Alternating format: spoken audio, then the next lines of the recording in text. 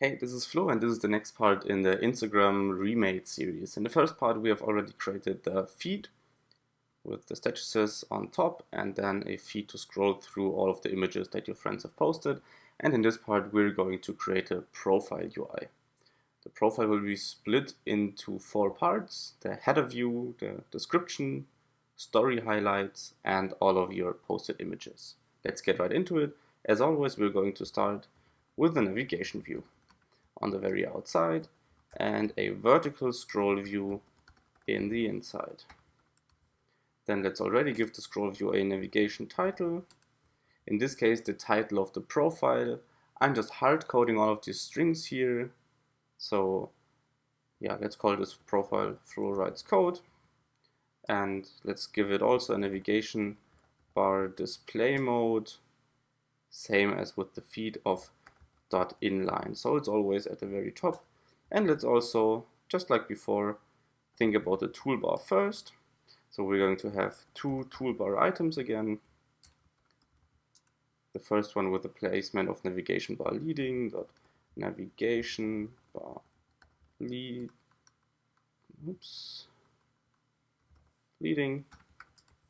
Okay, and in here we're going to have a system image of a chevron.left. Let's copy this toolbar item. And let's paste it for navigation bar trailing, so the right hand side basically, and there we want to have our menu again, so the 3 dots, which are the ellipsis SF symbol. Now inside of our scroll view, as I already told you, we're going to start with the header.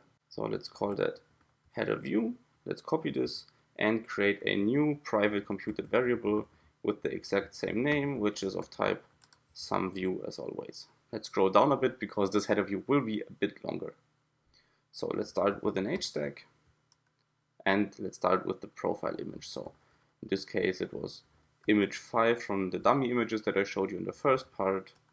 As always, we're going to make this resizable and scale to fill, make it 100 by 100, and we don't care about the alignment, but let's put the frame modifier in a new line. Also, just like last video, we're going to use the clip shape modifier to make this appear as a circle or clip it to the shape of a circle. And let's also overlay it with a bit of a border. So dot overlay a circle with a stroke border of color.orange. Basically the exact same that we already used in our statuses over here. And just give it a line width of 2. And also inside of this HStack, we're going to have a VStack with some facts like the number of posts, number of followers, and the number of followings. So we're going to create that VStack now. And I also forgot the var keyword here, just like in the first episode. Okay, spacing of 12 should be fine. And in here, we're going to create 2 HStacks. One at the top for all of this information, then one below to message the user and unfollow them and so on. So the first HStack will contain a couple of VStacks itself. So on the top there will always be a number, like for example the 3400.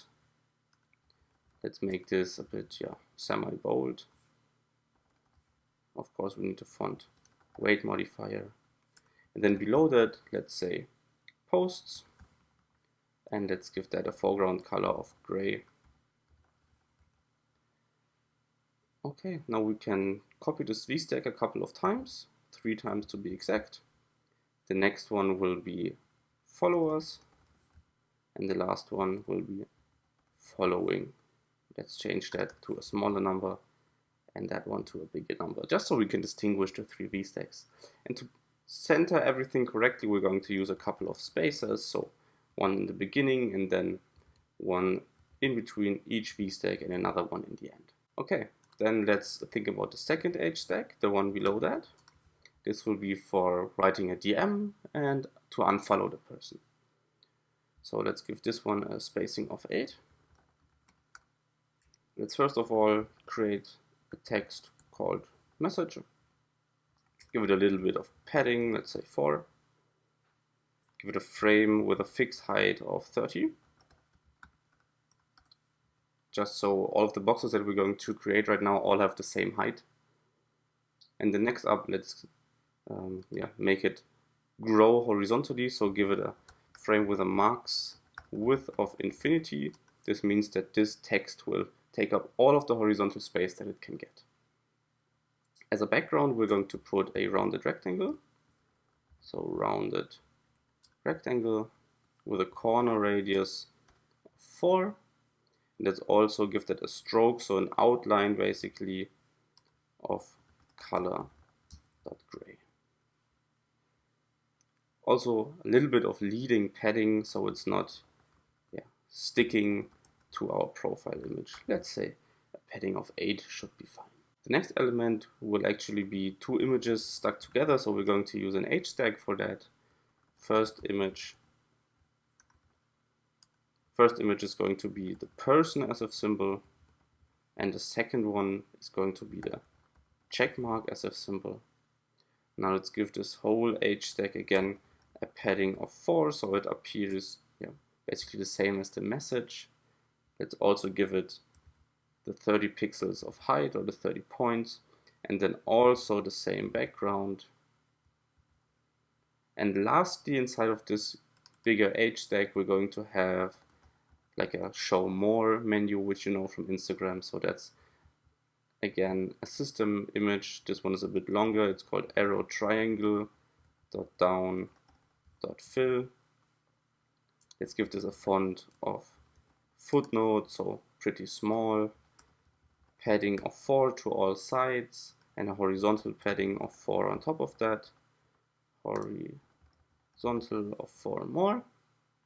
And then also the frame and the background from up here, so we can just copy that and paste it down there. Okay, and now in the end, we're going to give our whole stuff here a padding of horizontal. Okay, let's have a look at the preview.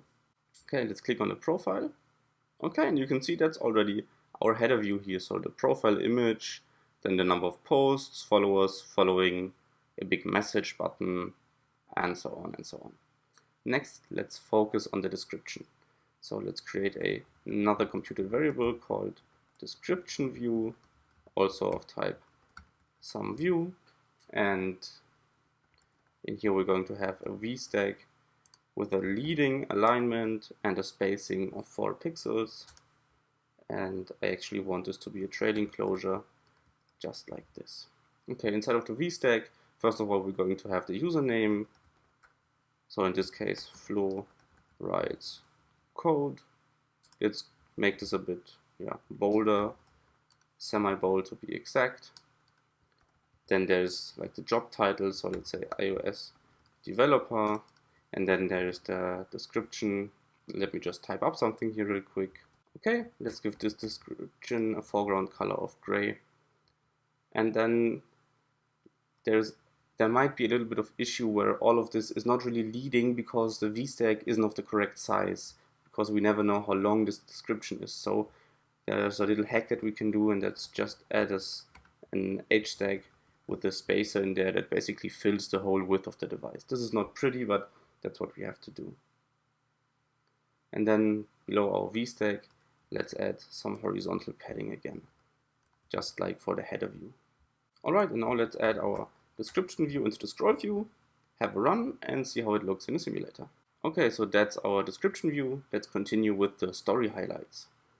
So let's create another computed variable. Let's call this highlights view, also of type SumView. Same stuff as always. Basically, we can copy this over from our feed. So let's go into the feed view, into our status view here, and let's copy the whole scroll view that we had there. Let's paste it in here. We don't need to have the first image where the user can, post a new story. So let's get rid of that, but the rest should be good. Let's actually change the padding here a bit so it fits with the rest of this page. Just have the leading padding there. Okay, and then we can already fold up this highlights view and add it into our scroll view at the top. Not much to see for that one.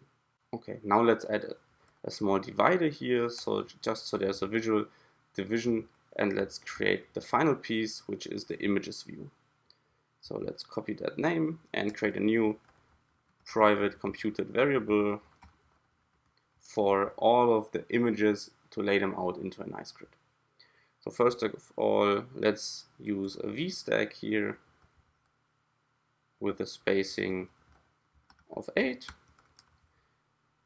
Okay, and at the top there is the small selection, the 3 different modes to view the pictures. We will just focus on the first one, but we will implement a selection nevertheless. So this is basically an H stack where everything is pushed to the middle. We could already copy the spacer because we're going to need it a couple of times. First of all, we will need the system image called rectangle.grid.2x2, and let's give that, and just to show that that one is selected, let's give that a blue foreground color. Then a spacer, then another system image.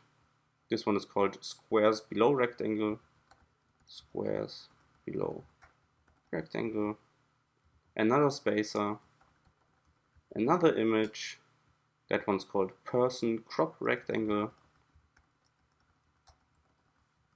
and another spacer finally. And then let's give this whole stack a font of title 2.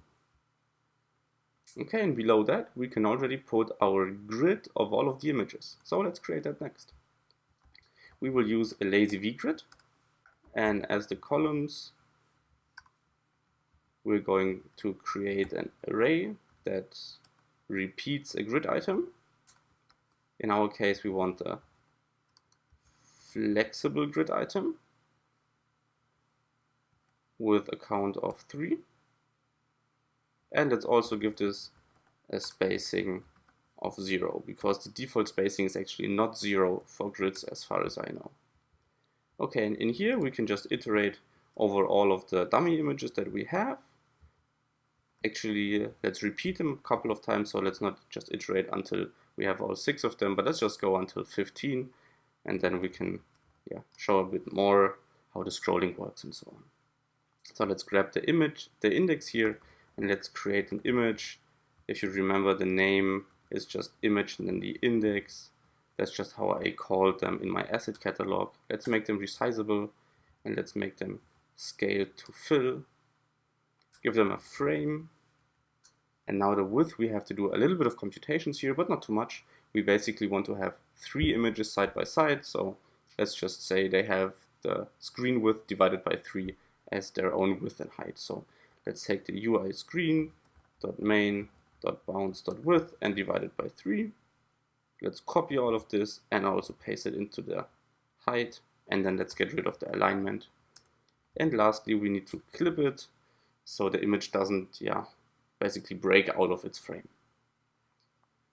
Okay, let's run this in the simulator and see how it looks.